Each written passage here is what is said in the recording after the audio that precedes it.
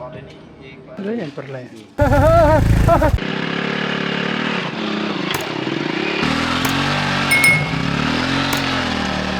สบายดีและสวัสดีพ่อแม่พี่น้อง FC เบอร์สุขุสุคน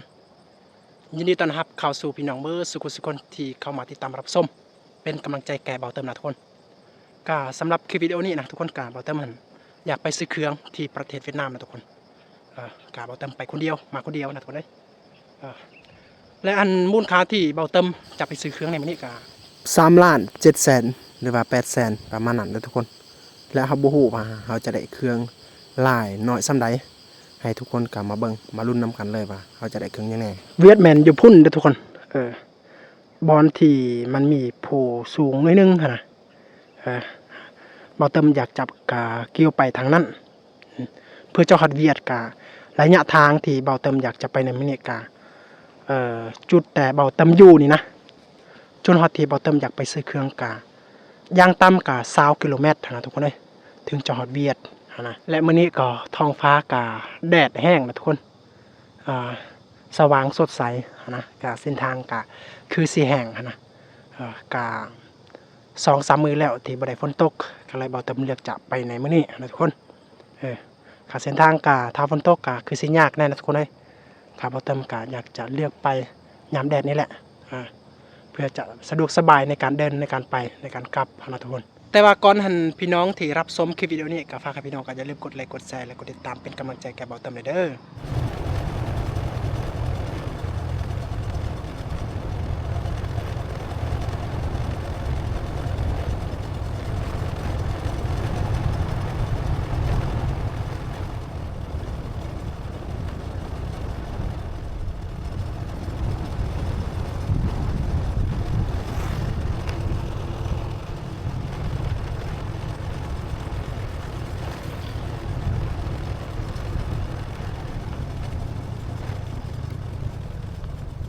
เดี๋ยวนี้เบาเติมกับกำลังฮอดทางแยกที่เบาเติมอยากจะไปเมืองเวียดนะทุกคน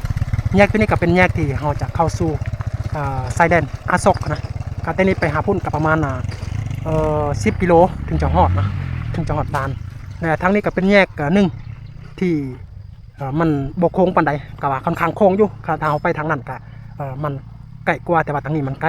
แต่ว่าเราเลือกไปทางนี้เพราะว่าทางนี้มันสะดวกสบายแน่นิดนึงนะทุกคนแต่ว่าต้องข้ามเซ่เลยทำขามห้วยตัวนั้นแต่มันมีแพของกระเจ้าไปนำกันเลย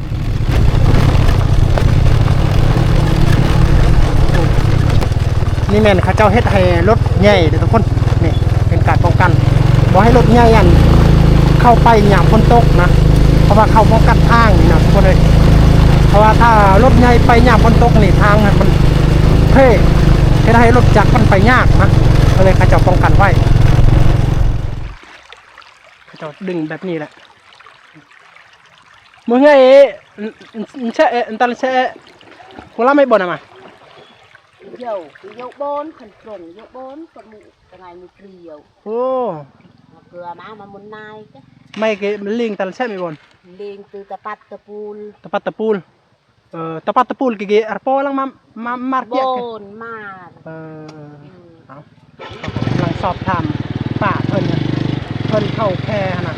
เพิ่นได้1 ได้จักแสนละคนเพิ่นว่ากันคนอื่นก็ประมาณ1 ล้านแต่เพิ่นก็ประมาณ7-8 แสนประมาณนั้นเอาทุกคนเดี๋ยวนี้เขาก็กำลังฮอดแล้วเส้นทางหรือว่าฮอดข้าเจ้าเทคอนกรีตนะมันสะดวกสบายนะทุกคนยังอีก5-6 ลักถึงจะฮอดจุดที่เขาซื้อเครื่องได้นี่ก็ยังแถวไซแดนอยู่นะ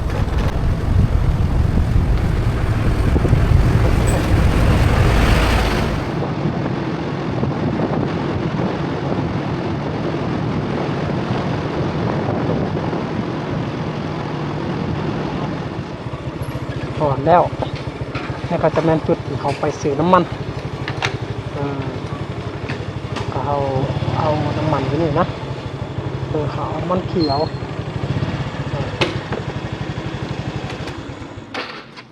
เอาทุกคนเดี๋ยวนี้เขากำลังฮอดปั๊มน้ำมันที่เขาอยากไปเอาน้ำมันก่อนแล้วกลับแต่เอาน้ำมันเขาก็จะซื้อเครื่องน้ำมันเขาจะเอาในมินิกา3 ตุกนะทุกคนราคากะลิตร 1 20,000 นะเป็นน้ำมันรอน92นะราคาลิตรหนึ่ง2,000โอเคบอกได้นี่อีกว่าลงเม็ดได้อะ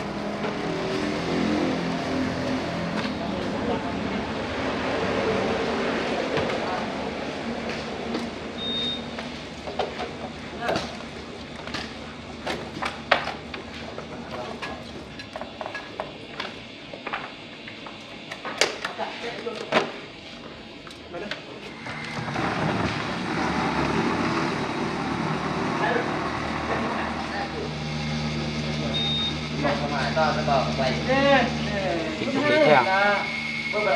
ชิมไปเรื่อยเฮิร์นแล้วเดือบอกเฮิร์นแล้วเดือวันไหนวะวันนี้เลยเดี๋ยวai đuổi chạy được mình này cả mình lo chạy lâu rồi โอเค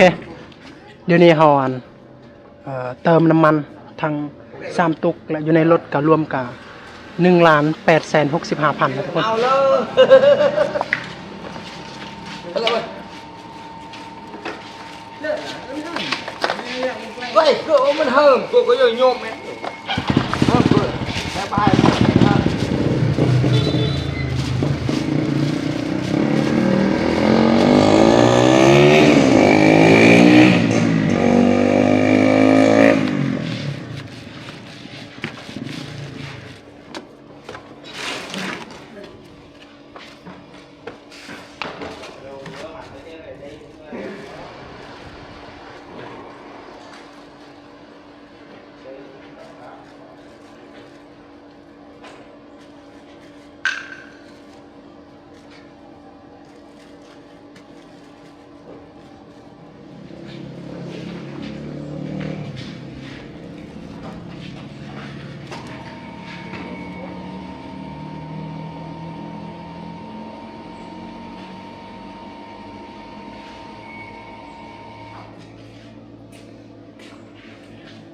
โอเคทุกคนเราจะจ่ายเงินแล้ว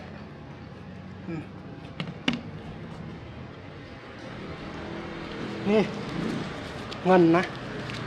นี่กะ1 triệu 2 triệu 3 triệu 3 triệu เงินโอ้นี่ก็เป็นเงินกีบอะไรล่ะไม่1 triệu 1,865,000นะทุกคนตุก20,000นะ3ตุก1 ล้าน1 triệu 1 triệu 1 triệu cái lịch cọc nha đấy là bật lẻ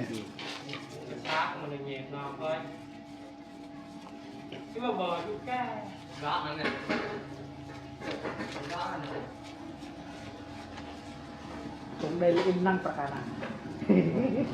đùa 1 ล้าน tiền nhau đợi bên ini không đến tiền nó lùi เดี๋ยวตามตามสาวลำ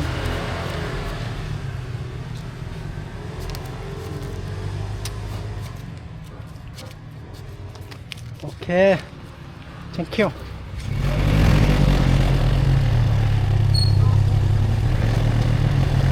ก็ผมช่วยนะเฟิร์สคุณผม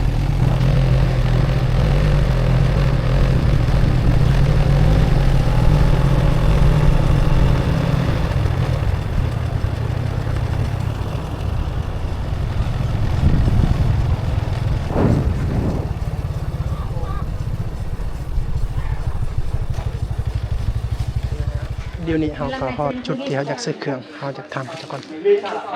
ดิ่งวิดิ่งตะปูนี่ตะเกอดิ่งดิ่งดิ่งเศร้า Sẵn sẽ cân ดิ่งเศร้า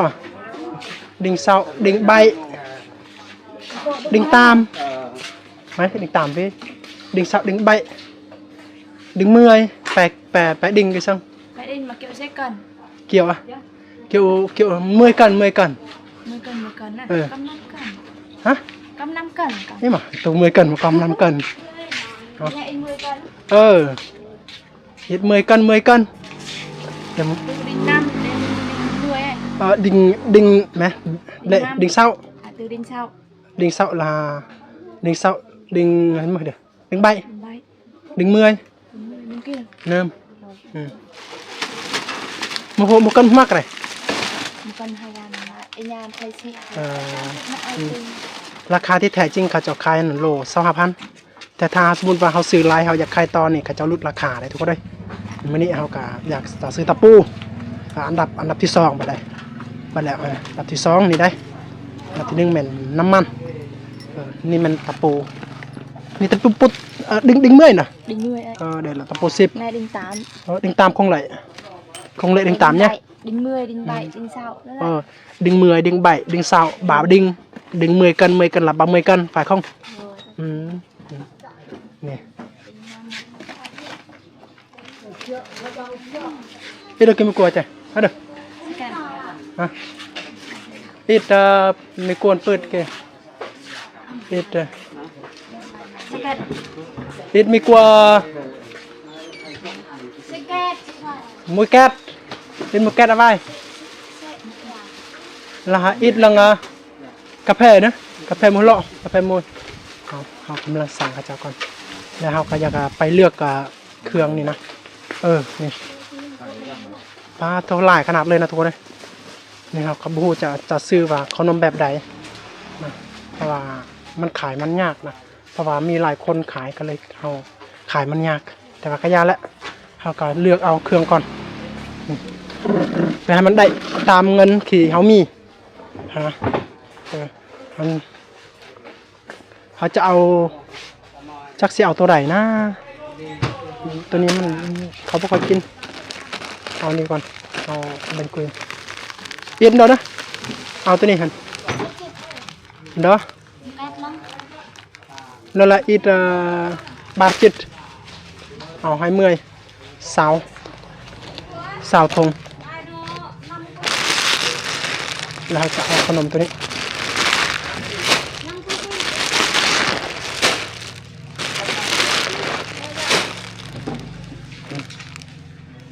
ít mà kéo đâu nữa ơi kéo đâu nữa ít nữa nữa nữa ơi đây con nằm tôi này xèo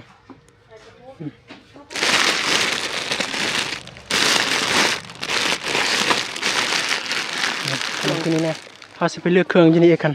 เงินกับบอลลายนะทุกคนเลยแต่เราไปเลือกกันจะเขาจะเอาตัวใดเราจะเอาอย่างนั้นดอกไฟฮะจักสิเอาตัวใดดอกไฟกลางมีหนึ่งมีสองก็ยังแหละสิเอาอันอะไร LD ฮะตัวนี้อะไร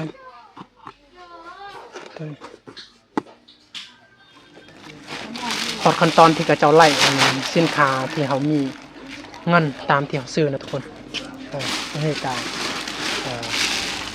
แม่ค้าเพิ่นก็จะคิดไล่เบิ่งว่ารวมทั้งหมดเท่าไหร่นะถ้าสมมติว่ามันบ่พอเขาก็จะเอาเติมบางเทื่อจากเงินเขาก็มันบ่พอนะทุกคนก็เป็นว่าบ่พอสินค้าไปเลยเพราะว่าเงินก็น้อยนะตามมาเบิ่งเงินสินแม่ค้าเพิ่นไล่ที่อันเขาเจ้ามาขายอยู่เวียดเนี่ยทุกคนมันจะมีสินค้าไทยแน่นะก็คือสินค้าไทยก็จะมีบะฮุกนะกระทิงแดงกับเป็นเล็กตาซอยจะเป็นสินค้าของไทยกายนั้นก็เป็นสินค้าของเวียดเองngười Việt อ่ะ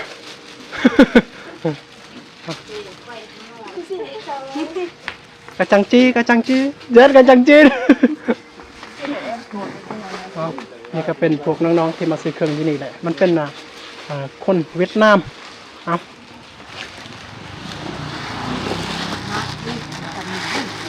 นี่ก็จะเป็นสินค้าของ ไทย คือแปลงน่ารัก Nó chơi được khát ra ทุกคน ơi Nó chơi khát ra rồi khỏi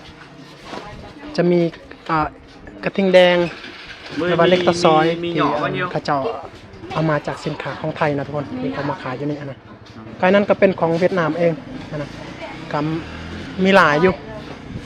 เฮากับบ่ฮู้จะเลือกแบบใดนะทุกคนเด้ยเพราะว่าอยู่นี่ก็เป็นจุดที่เฮาก็เคยซื้อแต่ละเทื่อนะแต่เดี๋ยวนี้เฮาก็กำลังหาที่จะไล่เงินก่อน ba mặt cười mấy ว่าทั้งหมดเท่าไหร่นี่กับ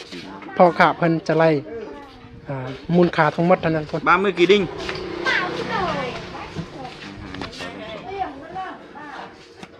เออ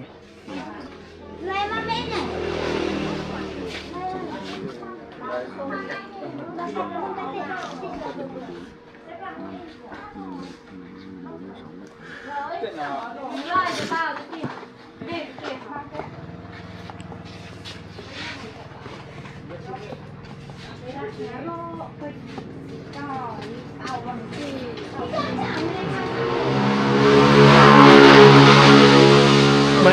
8 kỳ 6 หมดตามจีนเสาโอเค รวมกัน1,800,000คือเก่า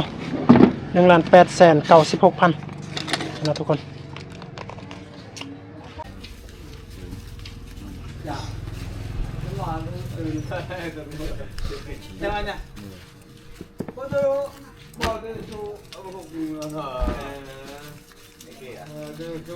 เจ้า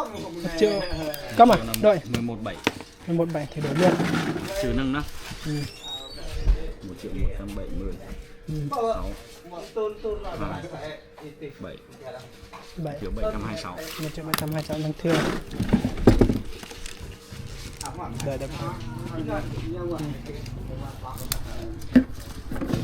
เอาทุกคนเขาเตรียมเครื่องก็สำเร็จนะที่เขาจะซื้อเครื่องในมื้อนี้ก็ยังบ่ได้ไล่นะทุกคนเอ้ยแล้วเดี๋ยวเฮากลับมื้อไรอยู่เฮือนนะก็น้ำมันที่เขาซื้อกะ1,865,000และตัวนี้อีกกะ1,895,000ทุกคนที่มูลค่าที่เขาซื้อในมื้อนี้นะเครื่องเขาได้กับประมาณนี้แหละทุกคนจะมี3ตุกน้ำมันและ30โลตะปูและจะมีขนมจะมี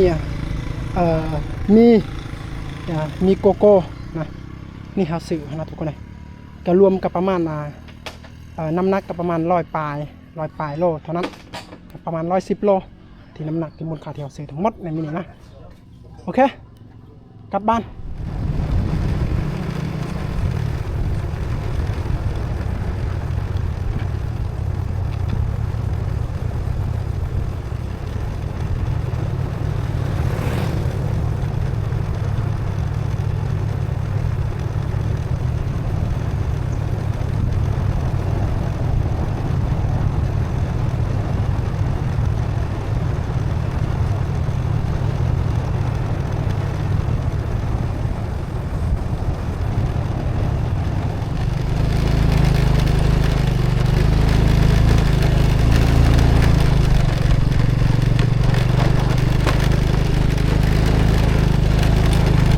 การเดินเขาก็ต้องระมัดระวังแบบนี้นะทุกคน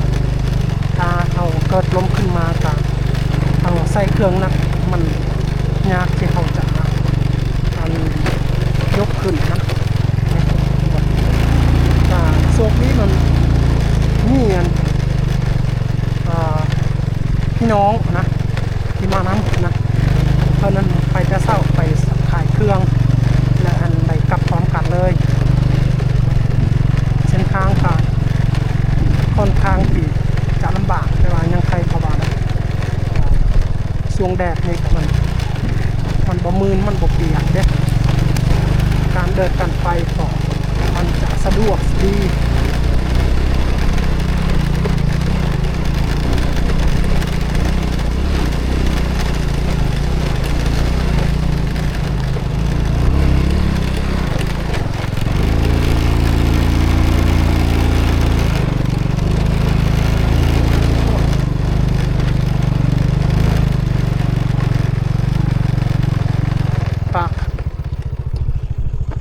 ภาคเบื้องนั้นก็จะเป็นบ้านเฮาเบื้องนั้นนะทุกคน อยู่นี่ก็เป็นจุดที่สายแดนนะฝากเบื้องนั้นก็เป็นจุดที่เบื้องเฮาคักขนาดวิวธรรมศาสตร์นะทุกคนเลย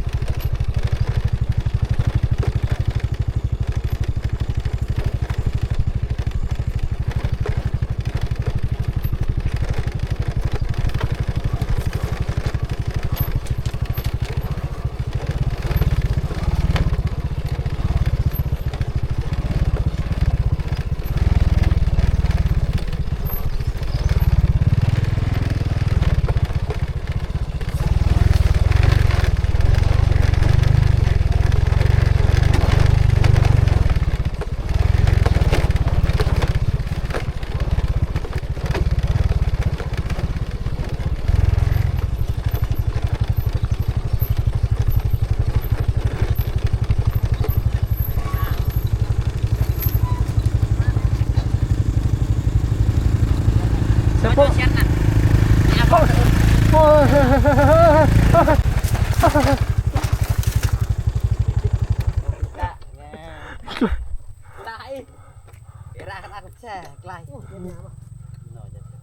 เต้ขโมยตันดอง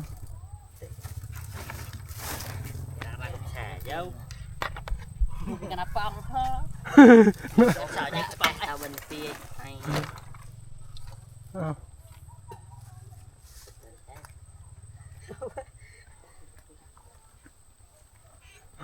Để các xe khai đường lên từ cái phòng cả. Thịt lắm. Tama po. Đi nằm ai xì à? Xe là chơi là alo.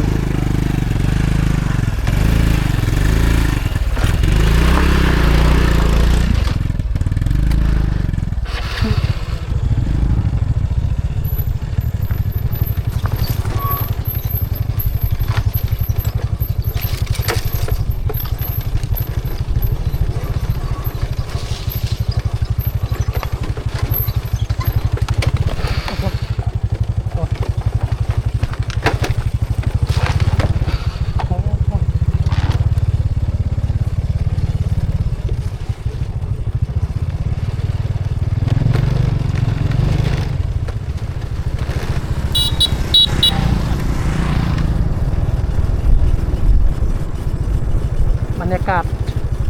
ตอนกลับจนหอดตอนแรงเลย มาแต่9 โมงแต่หอดยังไม่ทันหอดเพื่อนหอดกลางทางเลยครับทุกคนอยู่นี่ก็ประมาณ3 โมงแล้ว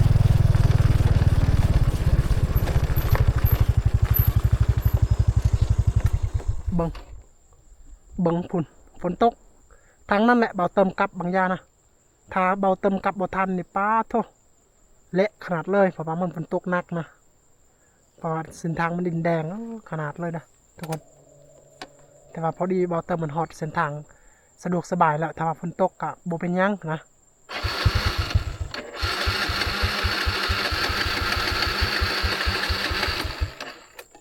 สตาร์ทไปแล้ว